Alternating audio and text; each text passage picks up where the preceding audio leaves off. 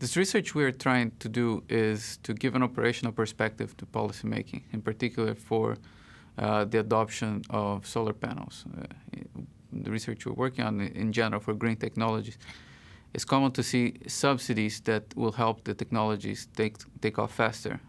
These technologies are very expensive in the beginning, and they need some sort of public support in order for them to become economically viable.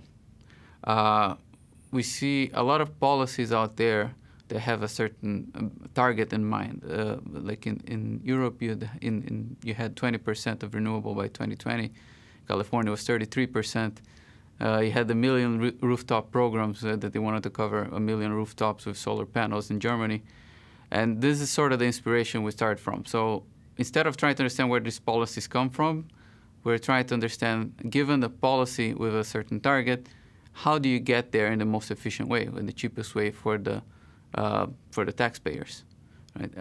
And some of the things that we found that it's important to consider are the feedback loops in this market dynamics. You have more solar panels being adopted. That makes it cheaper for the next solar panel to be sold on average. That makes it more word of mouth being spread about the technology. And good policy-making practice should incorporate these feedback loops when designing the policy. The key takeaway from this research is that you should take into account these feedback loops, such as learning by doing and information diffusion when designing a policy. And the outcome of the optimal policy that you design to achieve a certain target is not trivial, in the sense that you would not just make a lump sum of an investment in the beginning and let the market figure itself out. You actually observe a certain pattern of, yes, early subsidies do stimulate adoption, but they also increase the impact of future subsidies, right? So there's a certain way you'd like to distribute subsidies throughout the time horizon in order to reach to your target in the most efficient way. So a typical economics approach to understanding policymaking starts with a definition of what's the system welfare, and we abstracted a bit from that. We went to the next level of decision making, which is, okay, suppose that I don't know what's the welfare, but I just have a given target. I assume that this is the target of adoption that I need to get there, and it's hopefully motivated on some kind of welfare optimization, right? This society will be better off by some objective measure. And when we develop this framework, what we try to do is we try to back out what would be the optimal welfare function that would justify the current subsidy path, right? Historically, we see in Germany a certain level of subsidies being given out, and I'd like to try to understand what sort of economic welfare measure would justify that given historical path. And we were surprised to see that there is no such welfare function that would justify that history. There is a way to show, just using this framework, that more subsidies would have been required in the beginning, a stronger subsidy policy perhaps, and a stronger phase-out in the later stages of the program. That's the indications that we have. We have to put a qualifier on that we don't do a full empirical study of the German solar market. We have very limited access to data. We just use aggregate data for the yearly adoptions and the average levels of subsidy, but it's a small indication that we can try to measure the efficiency of a policy program and characterize that it was somewhat inefficient even without having a clear measure of welfare. So the most practical implication is try not to be myopic That's the most important recommendation, is try to understand what are future implications of your policies today in the market dynamics. A lot of policy sometimes is decided, what is the level of the subsidy that we are going to do here? Let's try to give investor a certain rate of return, and we'll hope that that gets us close to our target, right? But when you do this over years, you have to understand that early adopters will create an impact on future adoption. And if you don't take that into account, then you'll either miss your target, or you're going to spend a lot more money than you should. So companies need to also understand how learning happens in their industry and how it will affect future policy decisions. So one of the most problematic things we have in this area of subsidy policies is the abrupt changes in subsidy policies. That has something to do with some of the future research that I'm working on, and trying to understand how changes in policy making affect the industry and vice versa, right? So there's a strategic interaction between how companies are behaving and how policymakers will respond, and vice versa.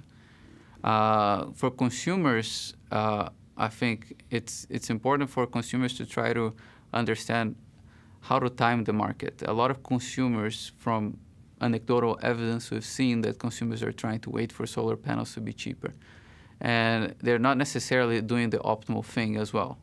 From what we've observed, like the rate of subsidies have been decreasing faster than the cost of the installation. So in a way, timing yourself into this market is not necessarily as easy as you might think. So we are doing a few other studies in other smart grid applications, electric vehicles. There's another small study we do where we use the application of the adoption of electric cars. And it's a very similar type of market dynamics that's happening. And the same lessons of you need to incorporate learning by doing and information diffusion are also important to be considered in these situations. You can also think about companies trying to acquire market share with a certain product, right? They'll have to think about it in a similar framework that what we do in this paper. Right? That's some of the extrapolation from this paper that could go into other areas.